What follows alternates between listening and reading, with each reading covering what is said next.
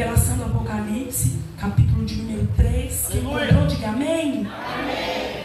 Epígrafe do texto diz: carta à igreja de Sardes.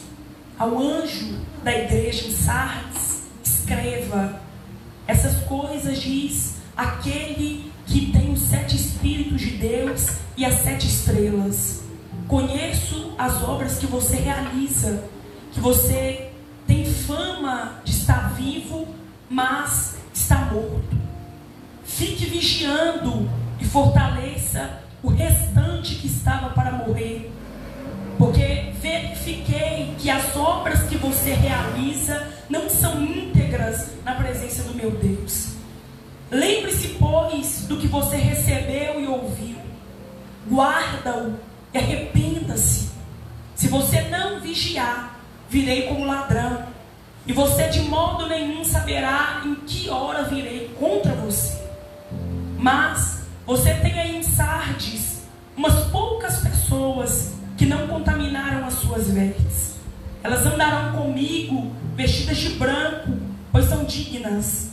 O vencedor será assim vestido de branco, e de modo nenhum apagarei o seu nome do livro da vida. Pelo contrário, confessarei o seu nome diante de meu Pai e diante dos seus anjos. Quem tem ouvidos, ouça o que o Espírito diz às igrejas. Podemos assentar no nome poderoso de Jesus. Glória a Deus.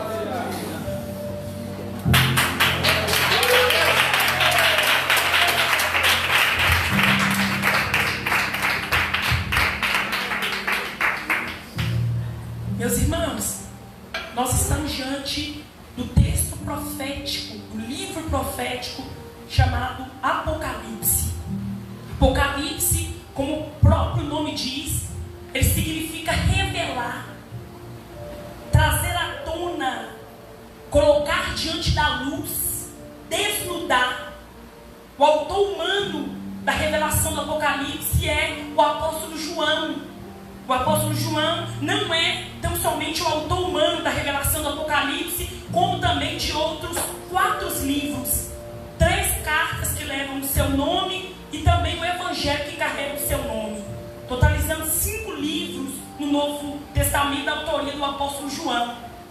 Pense você que o apóstolo João, ele foi o último dos apóstolos a morrer. Todos os outros apóstolos já tinham sido de algum viés, inclusive de martírio, já tinham vindo a óbito. Porém, o apóstolo João, lá com 95, 97 anos de idade, ele está ali no ultimato do seu vigor físico, com a chama do evangelho ardendo no seu peito, proclamando as boas novas da salvação, anunciando Jesus, quando de repente o imperador romano, Domiciano, ele acende o trono e se instaura um período de grande perseguição contra a igreja. A igreja primitiva está ali no vigor, na vitalidade espiritual dos seus quase meio século. E Domiciano, com dura vara, castiga e maltrata a igreja, a ponto de destituir o culto da igreja e levantar um culto de endeusamento a si mesmo, considerando ele mesmo uma divindade. É nesse mesmo tempo que ele persegue, prende o apóstolo João, lança o apóstolo João numa ilha chamada Patmos, uma ilha remota, uma ilha próxima do mar Egeu, ali na capital da Ásia Menor, Éfeso. Pense você que o apóstolo João agora está ilhado, está exilado, está escanteado. Essa ilha não era própria para isso, prender cidadãos comuns. Para essa ilha era destinado prisioneiros de rixa política com os romanos.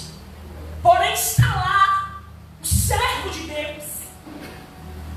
É nesse tempo de isolamento e de prisão do apóstolo João que no capítulo de número 1 da revelação do Apocalipse Versículo 9. Eu, João, que também sou vosso irmão e companheiro na aflição, no reino, paciência e esperança de Jesus Cristo. Eu achei-me na ilha de Pátimos por causa da palavra de Deus e por causa do testemunho ao nome do Senhor. Se tem uma coisa que aborrece o adversário da nossa alma, é quando nós estamos na olaria de Deus, nos processos de adversidades da vida, e nós não colocamos o trunfo na mão do adversário.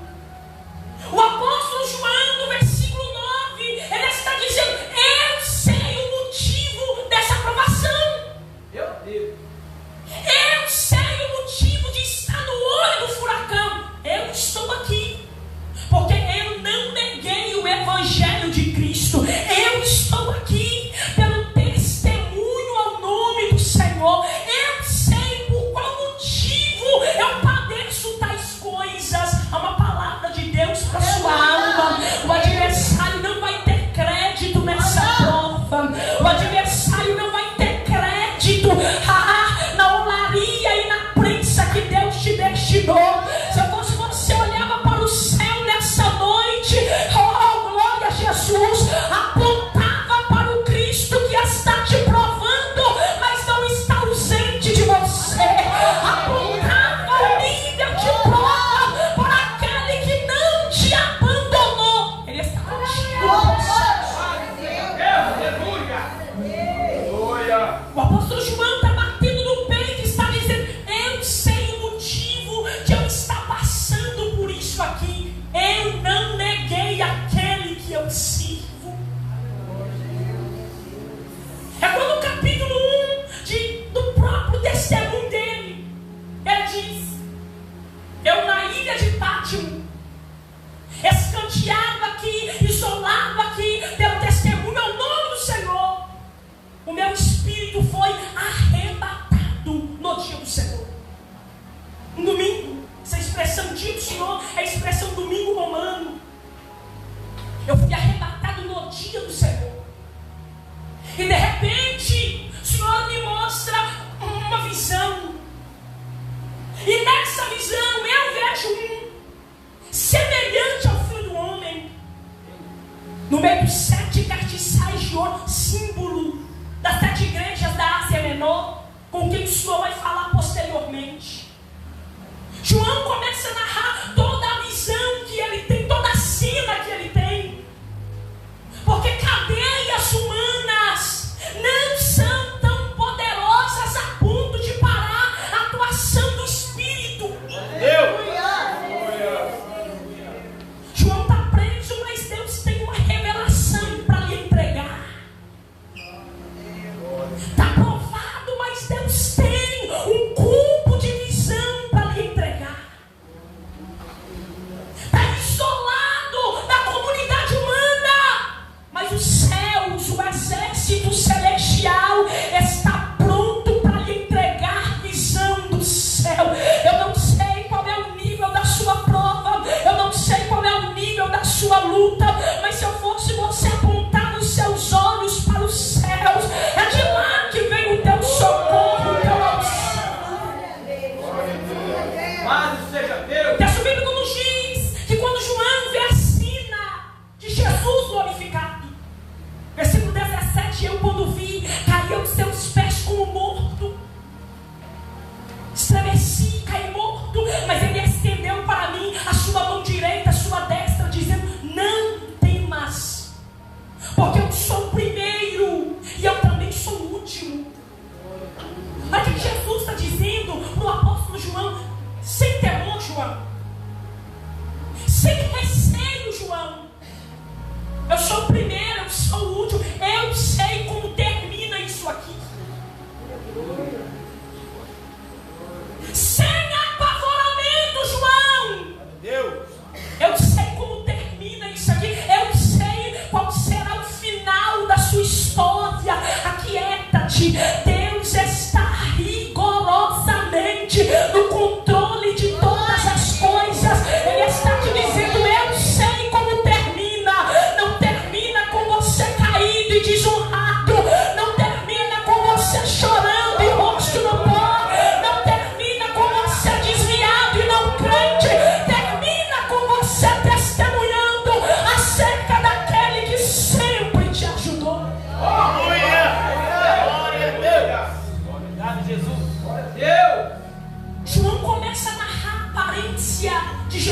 glorificado.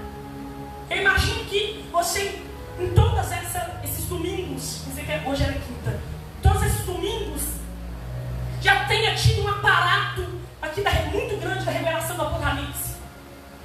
Mas é imprescindível para a introdução, para o desenvolvimento da mensagem, dizer isso aqui.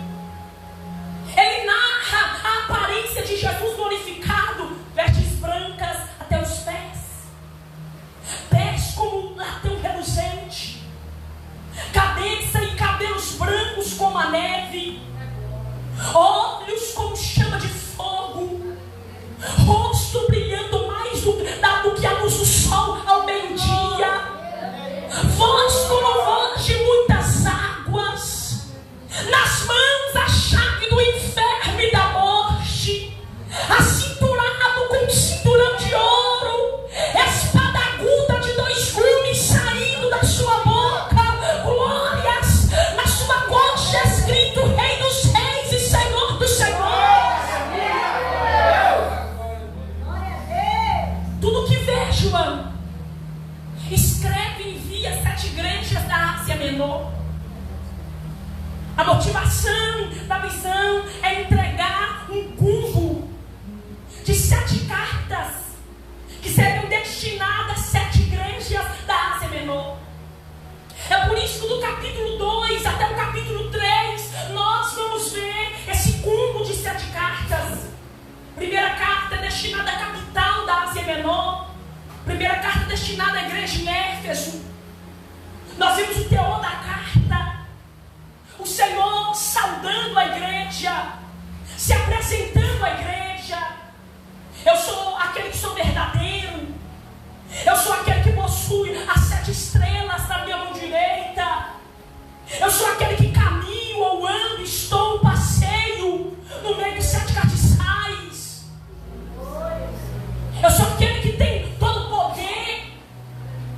E aí, na primeira carta, nós já vemos a divisão panorâmica da carta: saudação, elogios, exortação e direcionamento. A estrutura de todas as cartas destinadas às 7 igrejas da Ásia Menor é a mesma: saudação, Senhor se apresentando, saudando a igreja, elogiando as igrejas por seus atributos, qualidades, exortando a igreja pelos fiéis das suas falhas, e um complemento final, direcionando a igreja para a rota certa. Você vai ver isso na primeira carta destinada à igreja de Éfeso, a capital da Ásia Menor. Eu conheço as suas obras, eu estou no meio de vocês. Se vocês não podem suportar os maus, puseste à prova os que dizem ser apóstolos e não são, mas mentem. Elogiando. Conheço o trabalho de vocês, o serviço de vocês. Mas aí depois vem a crítica, a exortação.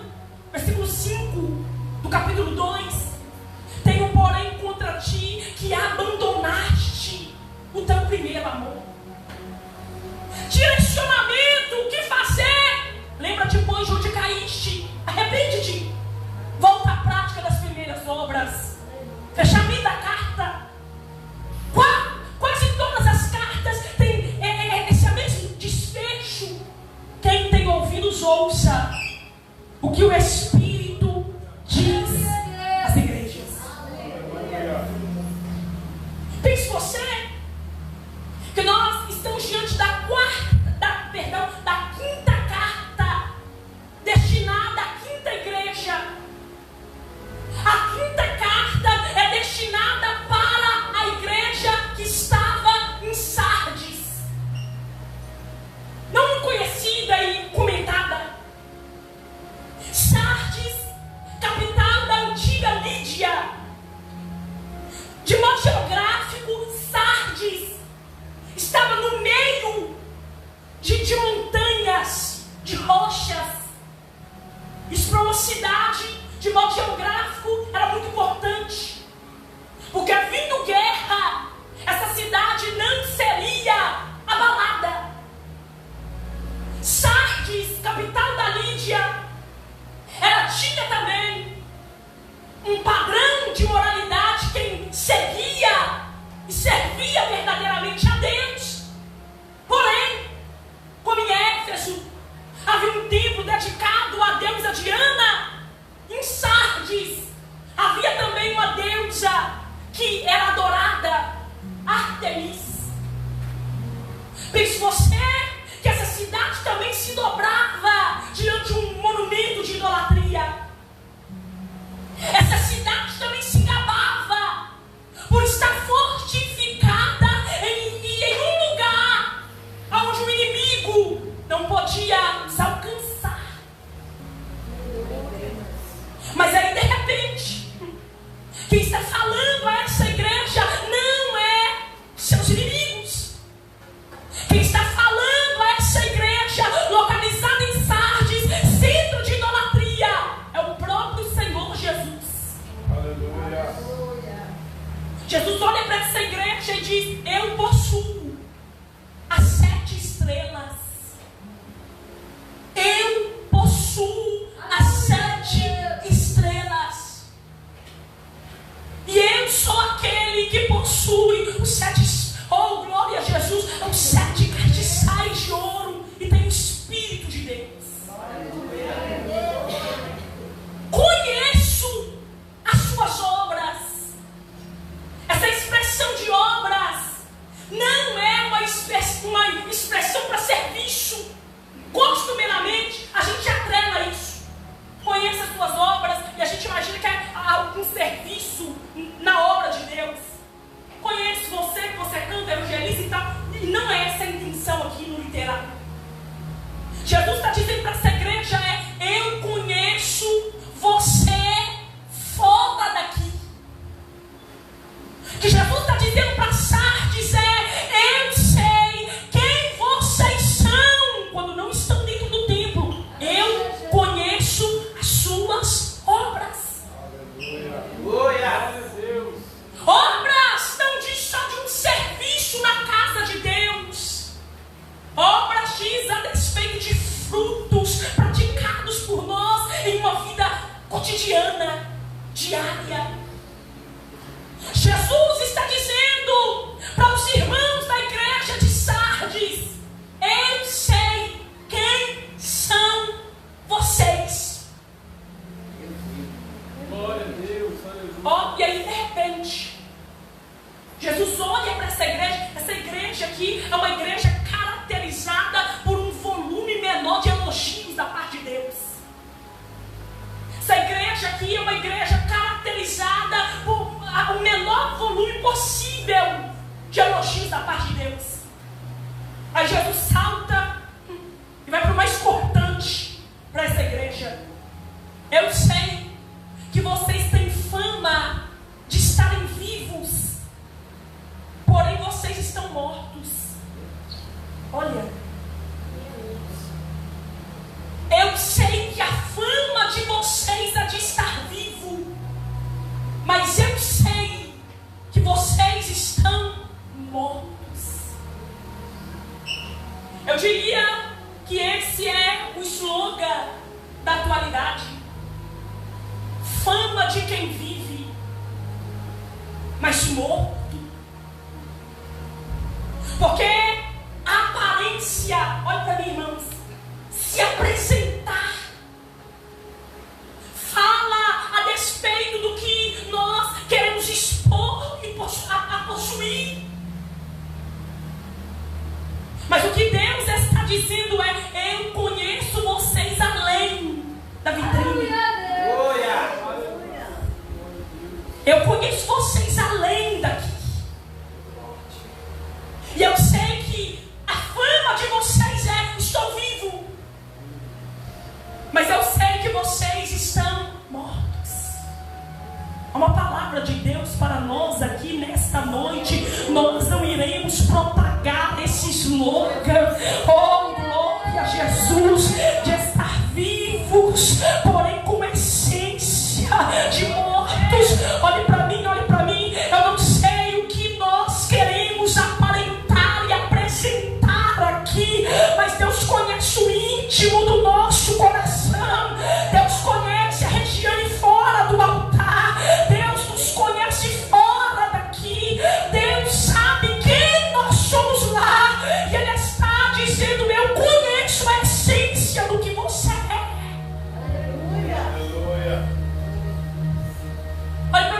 tirar a legitimidade disso, pelo teor de misericórdia e o inclinamento da graça de Deus. Mas quantos de nós, repetidamente, nós não dizemos: é melhor fulano estar na igreja, tem misericórdia, mas é melhor estar lá. Quantos de nós não somos coniventes com essa expressão propagada? É melhor fulano estar na igreja. Só que aí, de repente, Jesus está dizendo para Sardes: não. Eu não quero que vocês aparentem só estar vivo. Eu quero que vocês sejam verdadeiramente vivos. Deus não te quer aqui quebrado. Deus não te quer aqui rachado. Deus não te quer aqui aparentando estar vivo. Deus não te quer aqui mostrando ser o que você não é. Deus não me quer aqui aparentando ter uma vida íntegra e não ter. Deus quer-nos por completude e integridade. Oh, maravilha! Aleluia!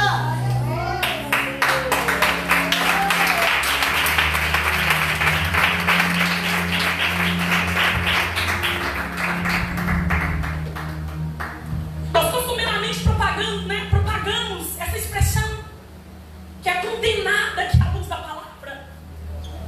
É melhor fulano tá lá, tá no vício, mas pelo menos tá indo. Olha para mim, irmãos, eu sei da graça e da misericórdia de Deus a despeito de nós. Se não fosse a misericórdia, se não fosse a graça de Deus, ai de nós. Mas Deus não quer que nós caiamos nesse looping.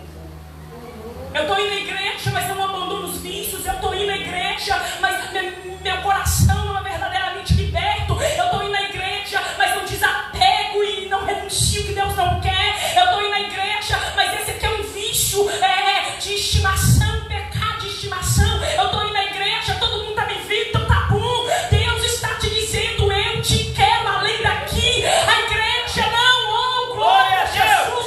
Deus não colocou. Eu estou sentindo graça de Deus. Glória a Deus!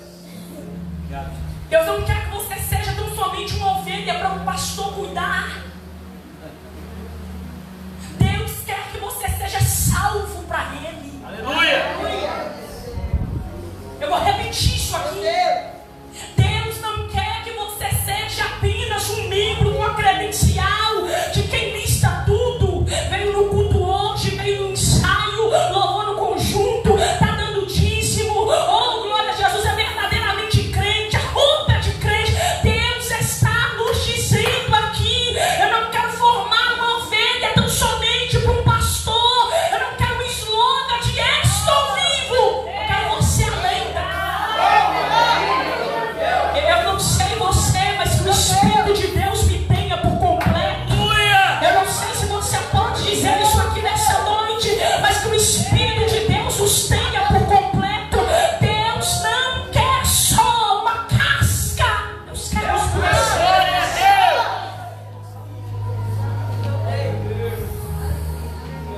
A fama de vocês é de estarem vivos, graças a Jesus, que é o tema de vocês. Oh, glória. Não é nada a ver com isso. Está escrito aqui. O pregador ama isso. Tem tema, a gente está subjugado ao tema e está aqui literal. Não tem responsabilidade nenhuma. Reclamem com o pastor depois. Aleluia, Jesus. Meus irmãos, depois do Senhor Deus dizer para essa igreja: eu sei da fama de vocês. A fama é estar vivo, forte, fortificados entre montanhas. Porém, vocês estão mortos. Mas eu sei que no meio de vocês ainda tem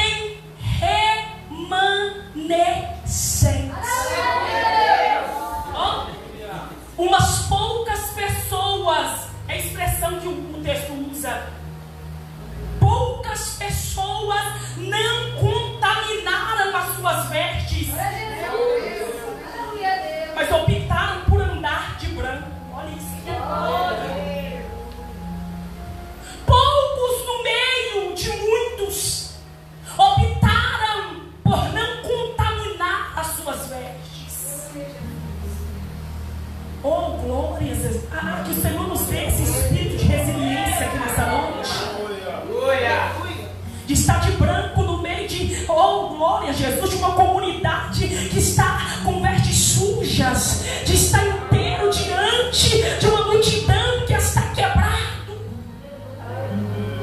É por isso que eu digo aqui, não se trata da igreja. Olha o que Jesus está dizendo.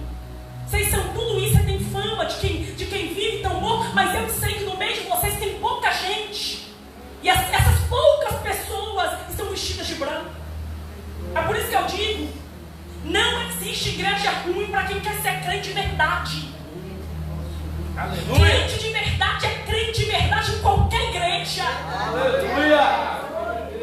Não, mas é porque a igreja naquela igreja, não. Crente de verdade. Os crentes de Sardes, uma igreja que para Deus é uma igreja que tinha fama ali de estar vivo, estava morto. E Deus está dizendo, eu sei, que no meio de vocês aí, ó, no meio dos contaminados, ainda tem gente que optou por não se contaminar. É por isso que isso aqui é totalmente individual. Culto é totalmente individual. Mas Regina, eu vou sair porque tem problema. Toda a igreja tem. Irmã Regiane, eu vou saltar, irmã Regiane, que a outra igreja lá sem problema algum, numa igreja. Irmã Regiane, eu estou numa comunidade onde todo mundo está quebrado. Só que Deus está dizendo, contanto que você não esteja. Meu Deus. Quantos de nós sabemos, irmãos, o que é igreja? Eu não vou ser hipócrita aqui não. A igreja é 100% perfeita. Nós sabemos das falhas, né, da comunidade cristã. Nós sabemos de tantos fiéis de quedas da igreja cristã. Só que cabe a nós optar por andar de branco. Então vamos roubando, irmã Regiane. Você está de branco.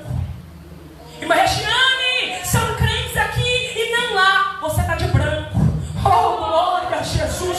Irmã Regiane, em cima do altar e fazendo o que não dá. Você está de branco. Deus está te dizendo, se preocupe com as vestes que você está. Se preocupe com a vida que você leva. Se carregue de prestar as suas obras diante de Deus. Aleluia. E esses que optaram por andar de branco e não contaminaram as suas vestes, tem uma palavra para esses. Esses andarão de branco comigo. Está escrito. Mas vocês têm aí em Sardes umas poucas pessoas que não contaminaram as suas vestes. Elas andarão comigo vestidas de branco, pois são dignas. Aleluia. Deus está nos dizendo aqui nessa noite, as nossas vestes brancas não são para impressionar público algum. As nossas vestes brancas são para andar de branco com aquele que é santo, com aquele que é puro, com aquele que é justo, com aquele que é fiel. Eu não sei quais são as suas demandas, eu não sei quais são as nossas críticas a despeito da igreja, mas é uma palavra de Deus para nós. Nós andaremos de branco com o dono da igreja. Aleluia.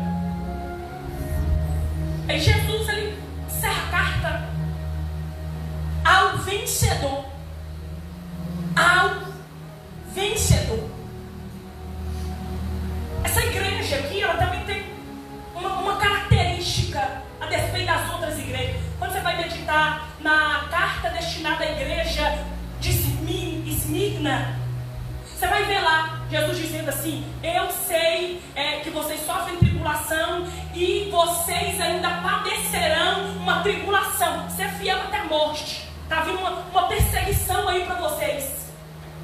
Geralmente todas as igrejas que o Senhor destinava uma carta, elas estavam em algum contexto de perseguição. Aí Jesus dizendo: preocupa não, eu estou com vocês, vocês estão, né, na tribulação, estão perseguindo vocês, tinha seita dos Nicolaitas. A igreja de Laodiceia também tinha como inimigo seita dos Nicolaitas. Essa igreja aqui de Sardes, ela não possuía perseguidores. Eu não sei como que você vai caracterizar e chamar isso aqui. Eu já tenho uma nomenclatura para isso aqui. Essa igreja, ela não tinha perseguidores. Já viu uma igreja não ter perseguidores, pastor Odeir? Essa igreja aqui não tinha. E eu estava meditando nesse texto aqui, eu anotei para não me escrever, anotei para não me esquecer. A igreja de Sardes não era perseguida, pois quando a igreja perde a sua vitalidade espiritual, não é legítimo persegui-la.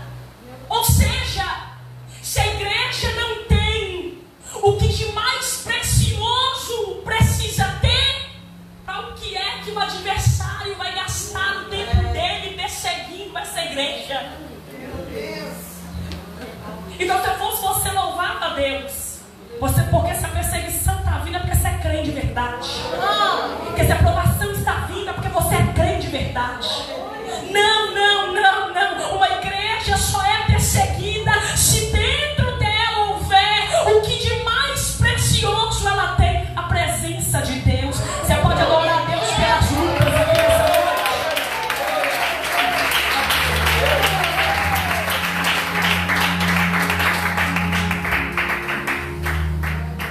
Tem uma frase, ela diz muito respeito aqui a essa pregação. O inimigo não estaria te atacando se dentro de você não houvesse algo tão precioso assim. O adversário não estaria te perseguindo se dentro de você não houvesse algo tão precioso assim. O adversário não estaria te atacando com tanto ímpeto se dentro de você não houvesse algo tão precioso assim. Você pode adorar a Deus por isso? Você pode glorificar a Jesus por isso?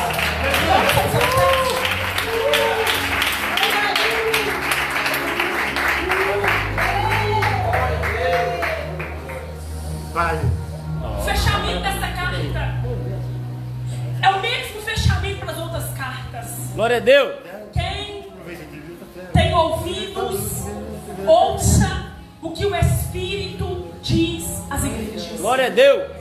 Eu não fiz isso em toda a palavra. Eu te convido nessa noite a olhar para essa pessoa que está do seu lado, dizer para essa pessoa: quem tem ouvidos, Quem tem ouvido, ouça o que o Espírito diz às igrejas. Glória a Deus. Essa carta, ela tem uma estrutura literal comum, porém ela é totalmente espiritual. Quem tem ouvidos, ouça o que o Espírito de Deus diz às igrejas. Porque talvez eu fique chateado com a boca humana de me repreender, mas não tem como eu me fechar adiante do que o Espírito de Deus está falando. Aleluia. Não há ouvidos que se agravem diante da voz daquele que fala, e todos têm que o ouvir. Imagina o que Deus está me dizendo aqui nessa noite. Ele está te dizendo: eu estou falando com você, o meu Espírito está falando com você. Então, ouça. Então, ouça. Você crê no poder dessa palavra aqui nessa noite? Vamos terminar orando do jeito que você está aí? Eu conheço a minha caminhada com Deus, você conhece a sua caminhada com Deus. Todos nós temos demandas, todos nós temos negócios, todos nós temos coisas para se alinhar com Deus, todos nós temos períodos de incompletude. E Ele está te dizendo aqui nessa noite: diga a mim, porque eu quero te fortalecer nesse lugar. Se eu fosse você, dizer o Espírito de Deus onde é a sua fraqueza, para que Ele te fortaleça. Se eu fosse você, contava o Espírito de Deus E eu te digo, Ele pode fazer tudo. Senhor Deus e Pai,